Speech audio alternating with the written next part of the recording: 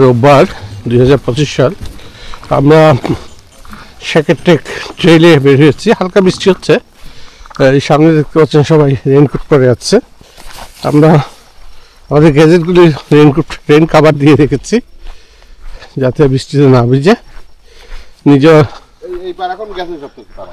হ্যাঁ, এগুলি কিসের?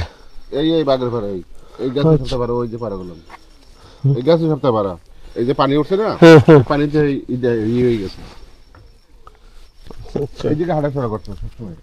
এই ট্রেল আমরা অনেক বগাটা দিয়ে খাটবো, ছবি টবি পেলে পিছন দিব।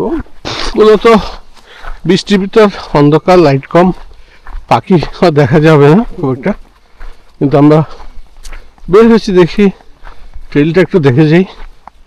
এটা তো একটা এক্সপিরিয়েন্স। এগুলো টয়লেট দিয়েছে। আচ্ছা, সেগুলো নতুন কনস্ট্রাকশন হচ্ছে। এখানে একটা ওয়াচ টাওয়ার আছে, এখানে বাঘের ছাপ দেখা যাচ্ছে নতুন একদম। তার মানে এই জায়গায় বাঘ আছে, তার মানে এখানে বাঘ আছে। সামনে ওয়াচ টাওয়ার, বাঘের ছাপ আছে। এটা এটা এটা এটা গেছে কি? সেটা কি বাঘ? না, এটা বাঘ না, শুয়োর হবে না? হ্যাঁ, বাঘের পাড়া তো আমি ওই যে পাখি মনে হয় না কি করে একটা দেখা যাবে বৃষ্টির ভিতর, বাট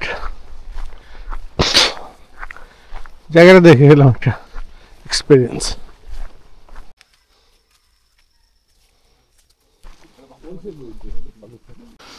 সুন্দরবনের এটা একটা মন্দির, সেকেটেকে।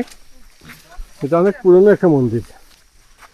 এটাকে এরা সুন্দর করে একটা ট্রেইল করেছে, ট্রেকিং ট্রেইল, যাতে লোকজন আসতে পারে। সুন্দর রাস্তা, ওদিক দিয়ে এসেছি আমরা। জাস্ট 5 মিনিট হাঁটলেই মন্দির চলে আসা যায় নদীর ঘাট থেকে। এবং মন্দিরের কিছু সংস্কারও হচ্ছে মনে হয়। একসময় এই মন্দিরের এখানে বোধহয় বাঘের আড্ডা ছিল, তাই না? আগে তো গাছপালায় ভরা ছিল, তার ভিতরে ও থাকতো কি বাঘ থাকতো? সাপ থাকতো না? সাপ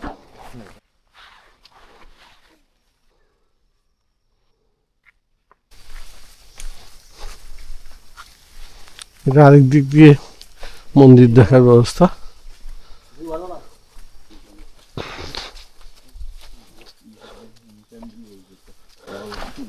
সুন্দরবনের এই গহীন অরণ্যের ভিতর মন্দিরটা কিভাবে আসলো সেই ইতিহাস এখনো পুরোপুরি আবিষ্কৃত হয়নি।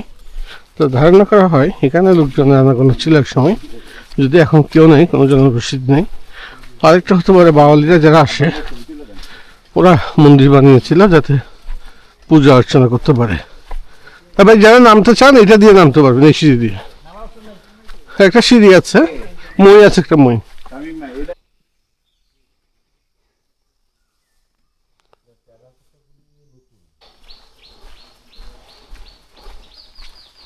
কই হরিণ?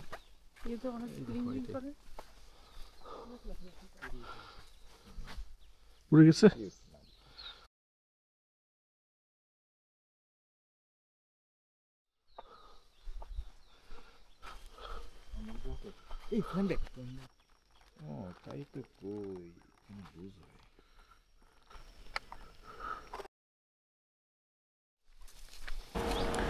আমরা বাঘের বাড়ি খ্যাত বা বাঘের বাড়ি নামে পরিচিত সেকেটেক কালী মন্দির এলাকায় কিছুক্ষণ ঘোরাঘুরি করি।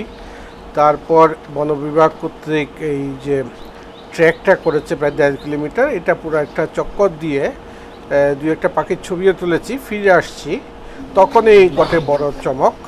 আরেকটা দল যারা একটু দেরিতে নামে থেকে বৃষ্টির কারণে, ওরা আমাদেরকে দেখাচ্ছে পাশেই দুটা অতি বিরল প্রজাতির, দুটা না, সকাল সকালে এত সকালে মানে এইভাবে পেয়ে যাবো একদম মোটামুটি দেখা মিলেছে। বুঝতেছি না, এইটা শুনে তো প্রথম দিকে মনে করতে চাইনি আমরা।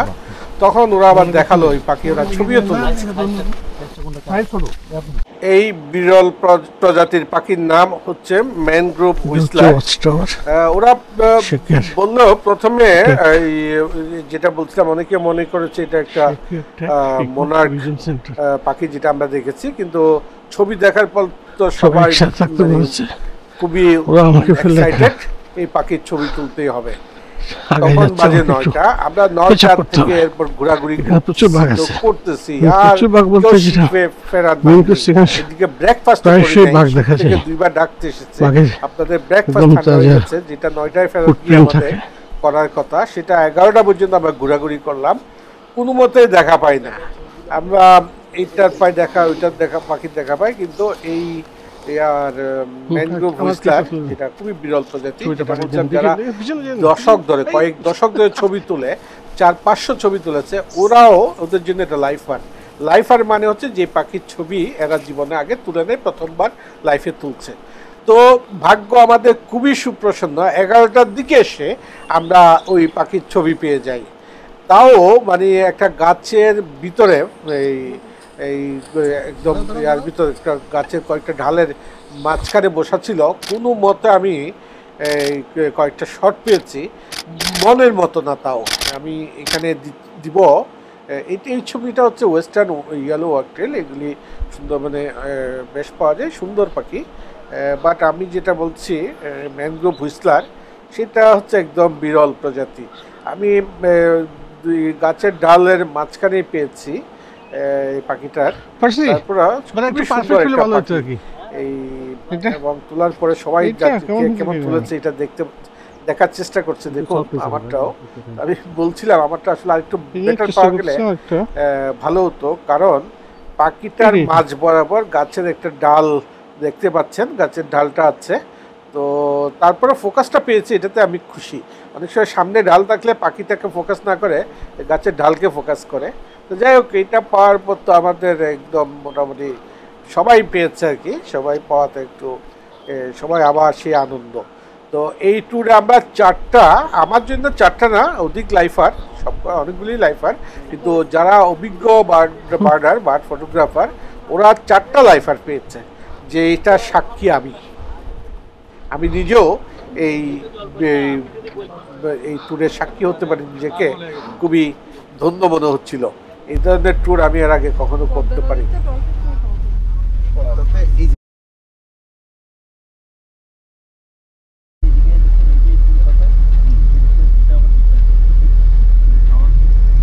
আজকে 23শে ফেব্রুয়ারি, রোববার, বিকাল প্রায় 3:15 বাজে।